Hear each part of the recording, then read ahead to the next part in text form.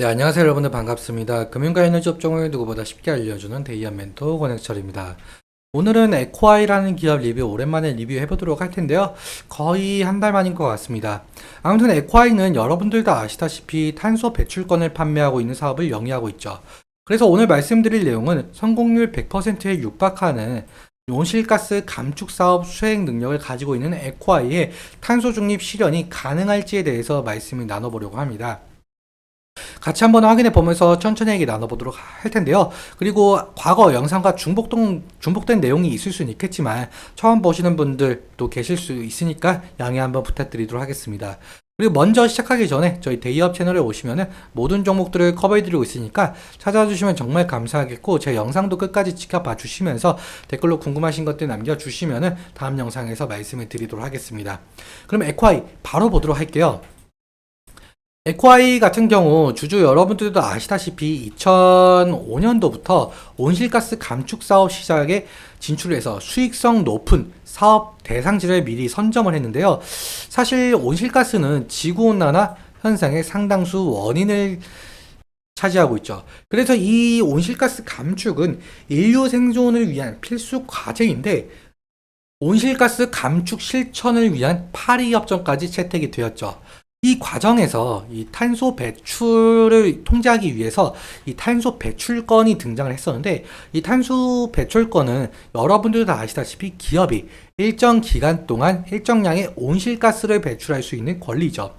이 탄소 배출권은 규제적 시장과 자발적 시장으로 나뉘게 되는데, 먼저 규제적 시장 같은 경우 탄소 배출권은 할당과 상세로 나뉘게 되는데, 이 할당 배출은 정부가 탄소 배출을 규제를 받는 기업에게 배정한 할당량이고, 상세 배출권은 기업이 온실가스 감축 사업을 이행을 하고 유엔으로부터 인정을 받아서 발행된 탄소 배출권이죠.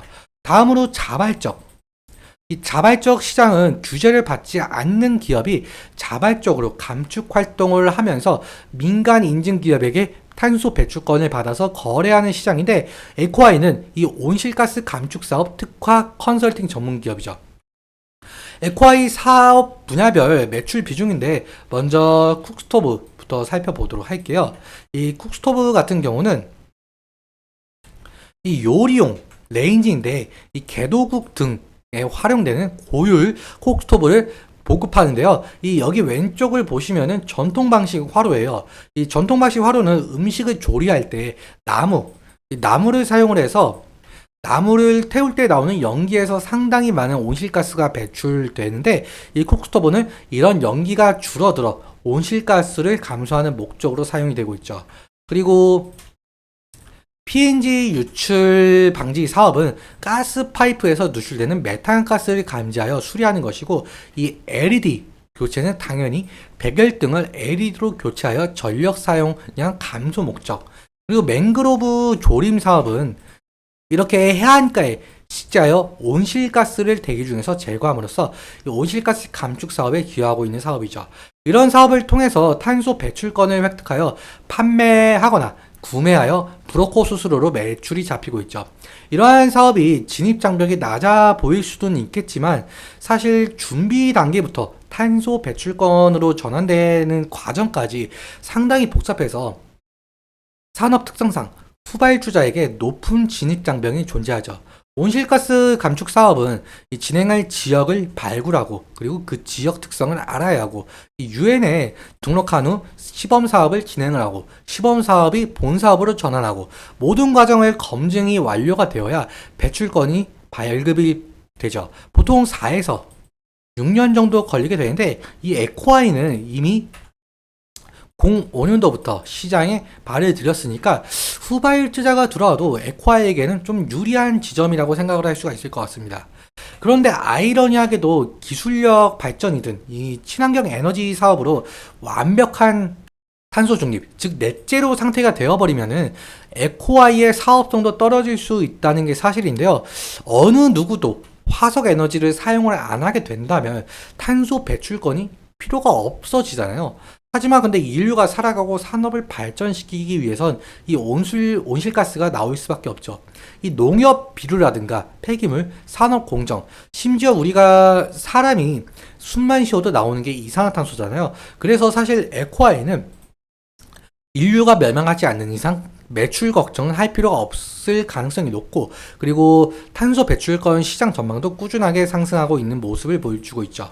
그리고 앞서 말씀드렸다시피 에코아이는 탄소 배출권을 거래하는 기업이라서 이 탄소 배출권 가격을 좀 잘 보아야 하는데요. 2023년도 이 탄소 배출권 가격이 높았었던 이유에 대해서는 EU에서 탄소 배출량을 좀 감축을 하겠다는 목표로 좀 높였었거든요. 그런데 갑작스럽게 러시아 우크라이나 전쟁으로 천연가스 가격이 상승을 하면서 온실가스 배출이 많은 석탄으로의 발전은 증가가 되었죠. 그래서 탄소 배출권 가격이 상승했었습니다. 그런데 2024년 조금 하락했던 이유는 2월 제한이라는 게 있거든요. 2월 제한은 기업들이 배출권을 사재기하는 것을 막기 위해 도입된 제도인데, 그러니까 쉽게 예를 들어보자면 우리가 폰 데이터를 10기가짜리 쓰고 있다라고 한다면, 그런데 5기가밖에 안 썼어요. 다음 달에 15기가로 늘어나는 건 아니잖아요. 그래서 배출권도 마찬가지긴 하지만 이것은 좀 매도를 할 수가 있습니다. 그래서 많은 물량이 풀려서 공급이 넘쳐 하락을 했었죠. 이는 보통 연말이나 연초에 나타나는 현상이고, 아무튼 에코아이는 탄소 배출권에 영향을 좀 많이 받는다라고 할 수가 있을 것 같습니다. 그러면 차트도 함께 살펴보도록 할게요. 차트를 보시면 사실 에코아이 같은 경우 상장한 지 얼마 되지 않은 기업이죠. 1년이 채 되지 않은 기업이라서 아직 이평선이 제대로 그어지지 않은 상태이기도 하고, 지지라인 설정이라든지 뭐 매물대 라인이라든지 의미가 없을 수가 있겠는데요. 일단 지속적인 하락으로 신저가가 좀 나올 가능성이 있으니까 리스크적인 좀 관리는 필요할 수가 있겠죠. 그리고 상승시 방금 말씀드렸다시피 지속적인 신저가를 좀 써 내려가고 있는 상황이라서 상승시마다 매물 저항 압박이 상당히 강할 가능성이 있을 것 같습니다. 그래서 매물 출회, 즉 차익 실현 매물이나 원금 보전 매물이 나올 가능성이 상당한데요. 이 부분도 체크하면서 상승 추세로 만들어 갈지 좀 지켜봐야 될 것 같습니다. 오늘은 여기까지 말씀을 드리면서 오늘 내용 여러분들께 도움 되셨다면 구독과 좋아요 부탁드리고, 말씀드린 내용과 차트적인 부분에 대해서는 제 개인적인 견해가 있을 수밖에 없기 때문에 여러분들의 주관적인 견해와 함께 투자를 하여 현명한 선택하셨으면 좋겠습니다. 오늘도 시청해주셔서 너무 감사하고, 지금까지 멘토 권혁철이었습니다. 감사합니다.